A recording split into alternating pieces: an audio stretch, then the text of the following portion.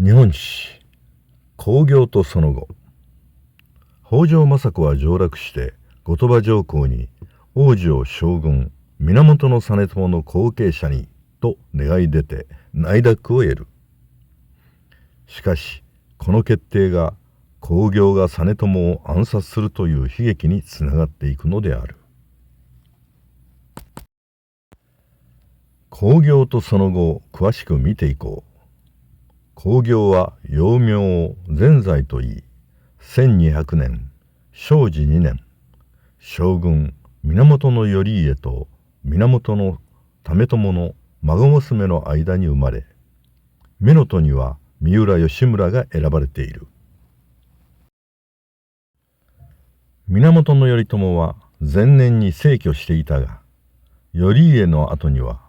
叔父為朝の血を引く興行を将軍に、実朝を鶴岡八幡宮の別当にとの構想を抱いていたようである。ところが頼朝の死後、北条時政によって頼家が将軍の座を追われ、無残な死に方をする。さらに北条氏の都合で三浦氏が乳母の興行ではなく、阿波局が乳母の実朝が第三代将軍に就任する。興行は北条政子の計らいで7歳で実朝の養子とされ、12歳で円成寺で出家して修行に入った。興行は約6年の間修行に励んだが、この間に幕府政治の闇の部分や父頼家の無残な最後を知るのである。さらに頼朝の構想では、本来は由緒正しい興行が将軍に就任して、実朝は鶴岡八幡宮の別当になるべき人物であったことを身近な何者かに知らされるのである。この身近な何者かが乳母の三浦義村であったかどうかは資料が残されていないため不明である。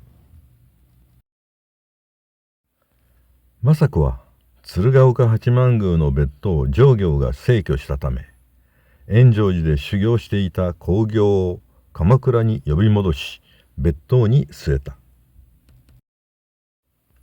興行は別当に就任してから5ヶ月余りで宿願を達成するため、千日参籠、いわゆるおこもりに入った。興行の宿願が何であったかは想像するしかないのだが、自分が次期将軍になれるようにとの強い願いであったと思われる。ところが北条政子はそんな興行の思いをよそに、翌1218年建保6年2月に密かに北条時房を伴って上洛する。表向きは熊野詣であったが、実際は後鳥羽上皇に王子を次期将軍にと懇願するためであった。実朝は上皇のいとこ坊門信子と結婚していたが、十数年経っても子宝に恵まれなかった。そして後鳥羽上皇への取り次ぎ役の京の二位と呼ばれる藤原謙氏に何度も面会した末、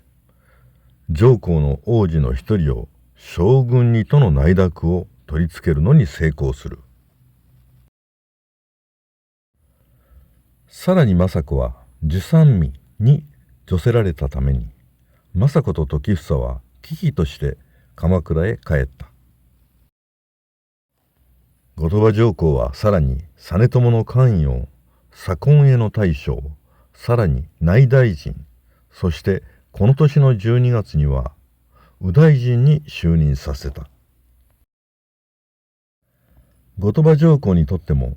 将軍に我が王子を送ることは幕府をコントロールしやすくなるというメリットがある。そのため上皇は政子や実朝に官位を与えて鎌倉をさらに手なずけようとしたのである。ところが次期将軍になるために千日参籠に明け暮れていた公暁にこれらの事実を伝えるものがあったのである。もしも上皇の皇子が将軍になってしまえば、公暁が将軍になる日は二度と訪れることはない。焦燥感に駆られた公暁の祈りは、皇子が下降するまでに実朝が亡くなること、そしてついには実朝を消し去ることに変化していった。千日参籠中ということで、公暁が髪の毛を伸ばし、異様な姿で何かを祈る姿に、周囲の人々は全く気づかなかったようである。源頼家が将軍の座を追われ、惨殺されたとき、公暁はまだ4歳であった。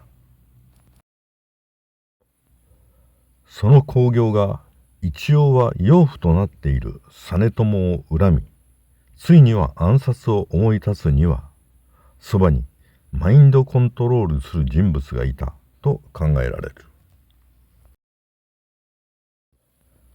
源頼朝や頼家、そして実朝の将軍家のために虐げられたり滅び去った部族は無数にある。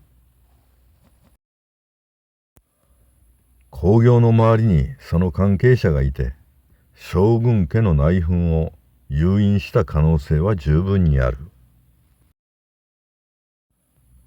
北条氏の後陣をずっと排してきた三浦氏もその一族の一つである。鎌倉のそばに位置する三浦氏の働き方一つで、勝敗が決した戦いがいくつもあったことを考えれば、吉村が北条氏に取って代わろうとしても不思議ではない。